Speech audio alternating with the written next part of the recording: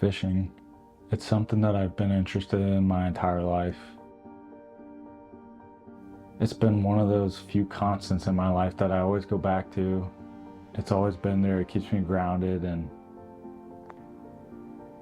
it doesn't matter where I'm at, what I'm doing, like eventually it'll pop into my mind. It's always there. I have a love and passion for it.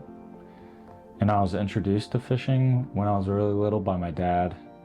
And I didn't get to grow up a lot with my dad. When I was little, my parents divorced, and my mom raised me and my siblings for the most part on her own. And we did get to visit with my dad and over the holidays or birthdays a few times throughout the year, things like that. But so our time was very limited with each other.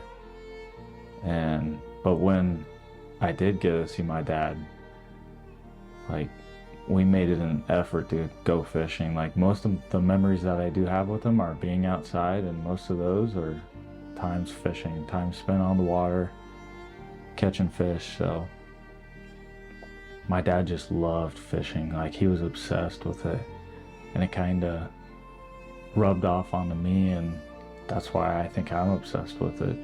It was just a way for us to bond over our shared passion too, like with the distance and whatnot, not living with them and growing up with them. Like, fishing was a way for us to stay in touch and communicate, and we always had something to talk about. We were learning together, just having fun with it.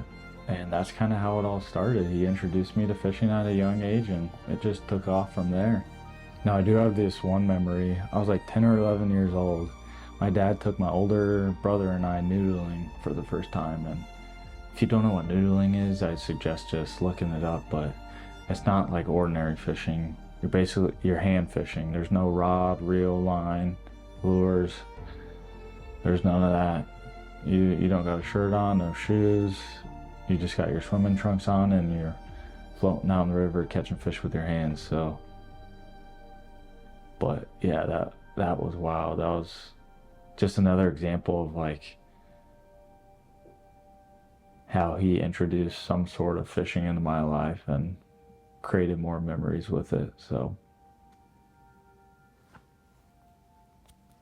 as I grew older, I started to fall in love with bass fishing. And at 14 years old, I joined my first bass fishing club, fished high school bass tournaments. And then when I was 16, I joined an adult bass fishing club and fished their local club tournaments. Had a blast doing that. Being in that club allowed me to gain entry into the Iowa State BASS tournaments, which that consisted of a spring state tournament and fall state tournament.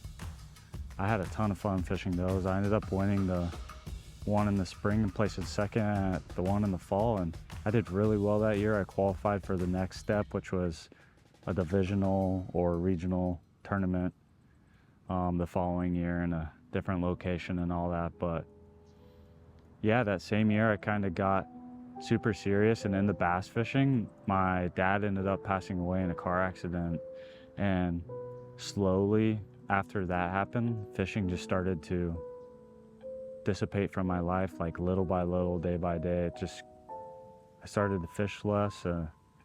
I guess subconsciously was not thinking about it or not wanting to pursue it and continue to do all that. And I don't really know how those two were intertwined or why I kind of stopped after he was gone, but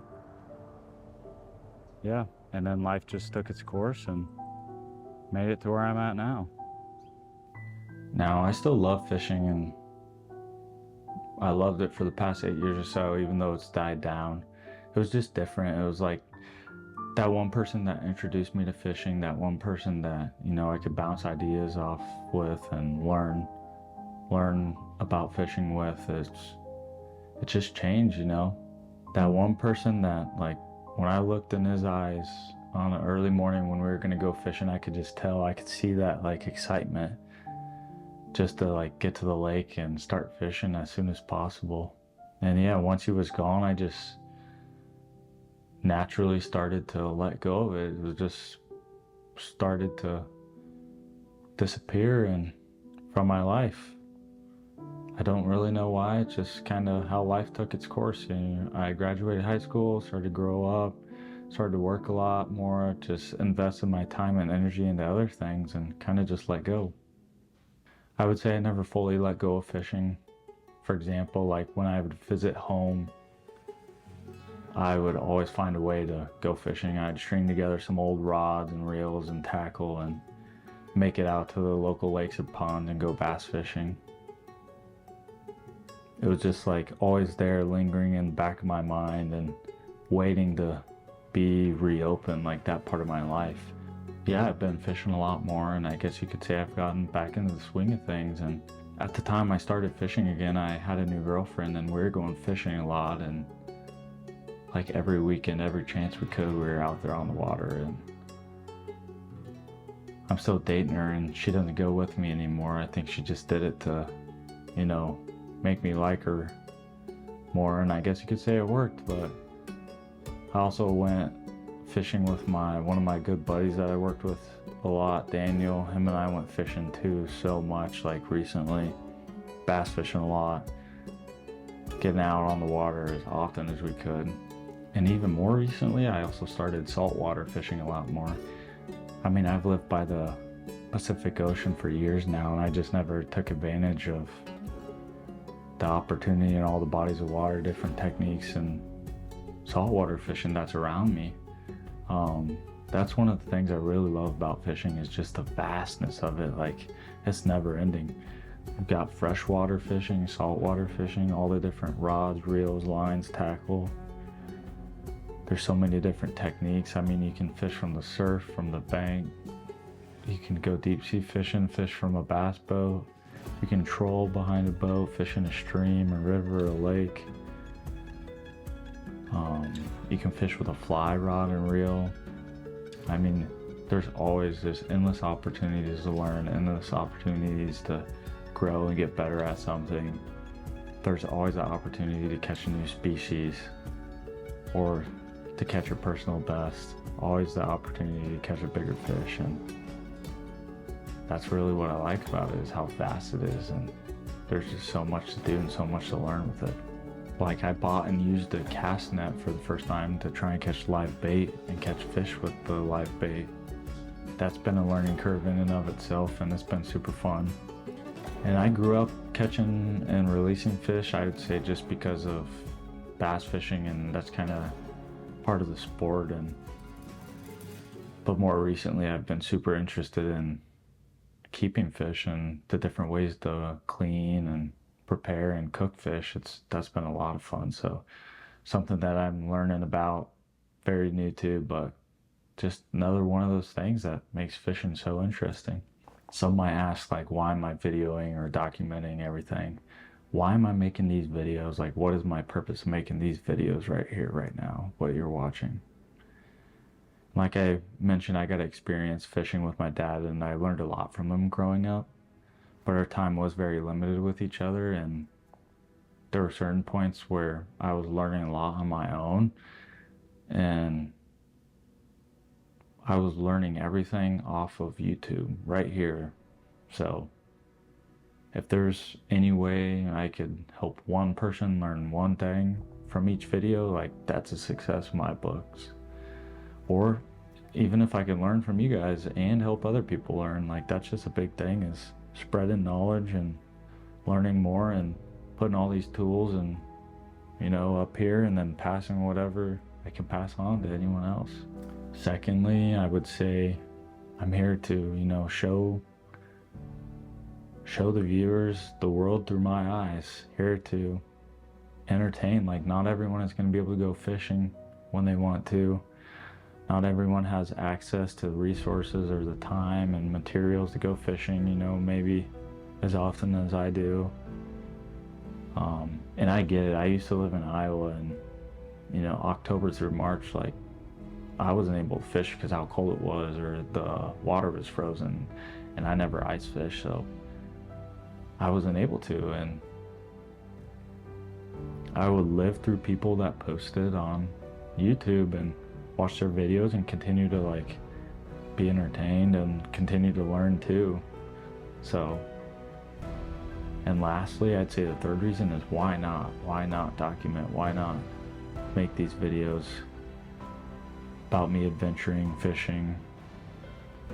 I'm gonna have these experiences like no matter what, you know, whether I was doing this or not, I'm still gonna be going out and fishing, and maybe not to the same extent, but why not make it into something that people can watch and have fun with and learn from? So making the videos has been a huge challenge to me. It's a steep learning curve that I've barely just like, it's the learning curve's like this and I'm just at the bottom of the mountain. But it's been fun. I like the creativeness of it and what it takes to kind of learn and put everything together. And it's forcing me to become uncomfortable with things that I'm not used to doing, and it's forcing me to learn new skills and, you know, stay creative and tap into a different part of my brain that I might not normally, you know, use on a regular basis. So bear with me as the future videos are like a pure representation of my experience, but with time, hopefully they're able to grow and continue to get better. So, and if anyone has any information or tips or comments for me, like, I'm here to learn too. Making the fishing videos, it creates the opportunity for me to learn, but also to help others learn. It also allows me to explore places that, you know, I've never been to, and push me to stay, you know, positive and adapt to different environments that I might not have been in unless, you know, I was making these videos. So lastly, I'm really looking forward to diving back into the community that, you know, I haven't really been a part of, whether I meet new people through social media or at the lake or at the dock or the local bait and tackle shops. Like, I'm looking forward to meeting new people and creating new friendships and within the community along the way, I guess you could say. And if I can help someone learn something or just entertain them in the slightest, make them laugh, like, then I'll be a happy camper, because it'll all be worth it then at that point. So